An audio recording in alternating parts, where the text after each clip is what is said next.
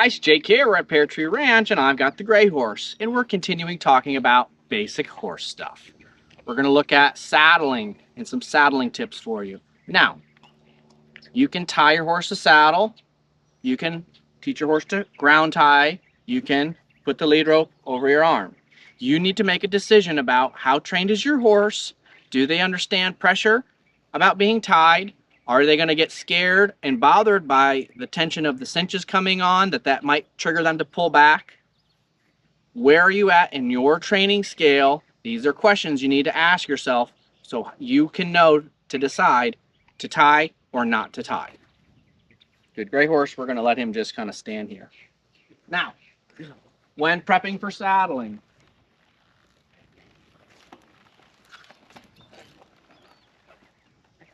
holding behind the seat, put it on your hip like it's a baby, okay?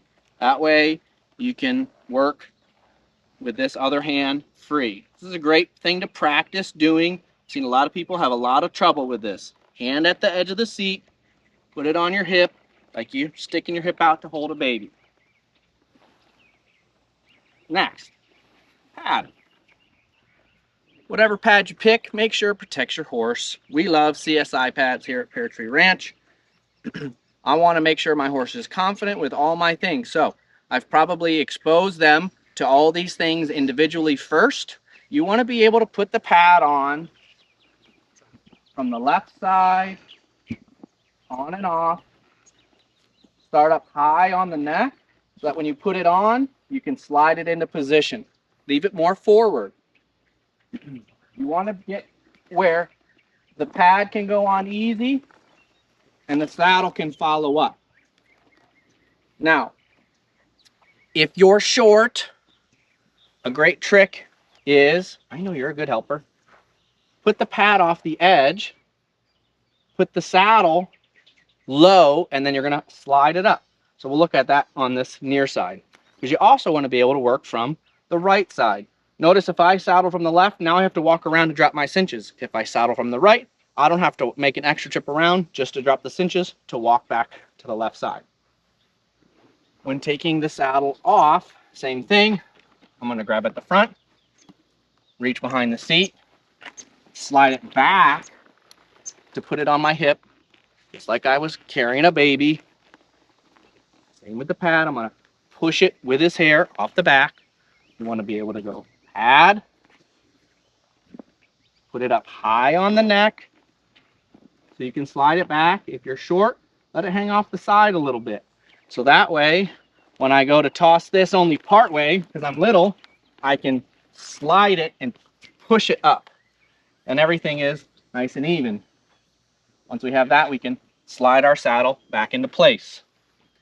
If you want to know how far forward or back, you want to be aware of what's called the scapula. You want to have these screws just behind that so that the shoulder has room to move. Make sure, basic horse stuff, push your pad up in the front so it's off their withers.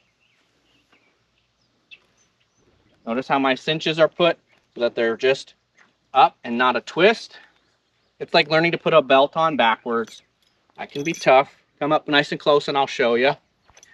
So when I put my saddle up, back cinch goes through the front, comes up, I'm over here nice and close so you can see. This is just gonna drop down in there, push the ring, bada boom, bada bing. It's a beautiful thing. Some people have these on the front, wherever, that's fine. It's a great little thing to have on your saddle. Okay, and we'll make sure that these cinches lie nice. Okay, you want to have that ring where it's going to finish in the middle. We'll walk around here. Come on with me. Make sure everything's laid nice.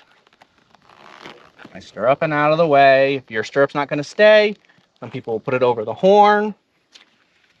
Okay, you want to make sure that your latigos are put up in a way that when I pull, doodle-doo, it all comes nice and easy. How I'll do that is I'll push from back to front, lay it so it's all even, This makes a number 4, puts it through. The reason that I do it that way is so when I'm here one-handed, it's easy to reach with my right hand and that'll pull out. Left hand, because it's near the horse, stand with your toes parallel with their body. If they spook, it's easy to be quick in how you step away. If you stand this way, horse is easy to knock you over if you reach here. Basic horse stuff. Make sure there's nothing on their belly. Put that through. Pull it smooth so you're not slapping them latigos. For me, I'll go around twice. I want to make sure that's just right. If I pull this anymore, he's gonna shush and go, you're getting a bit snug. So you got to make sure, basic horse stuff, listen to your horse. There's lots of ways to finish. Depending on the setup, this is what's called a cable rigging. To make this work, I'll do that little bow tie knot. There's what we call a buckaroo knot. Okay. You can use the ring. I don't like the ring. I like a custom fit personally for my horses. I can rub, put my hand here. That way I can feel that squeeze. Try to make it just right before I warm him up. Same on the back.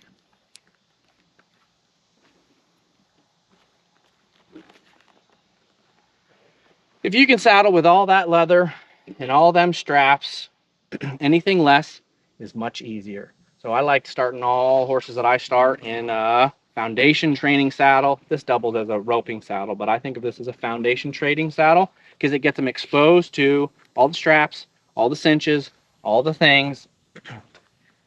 And with all that information about saddling, hopefully you can recognize that's just basic horse stuff.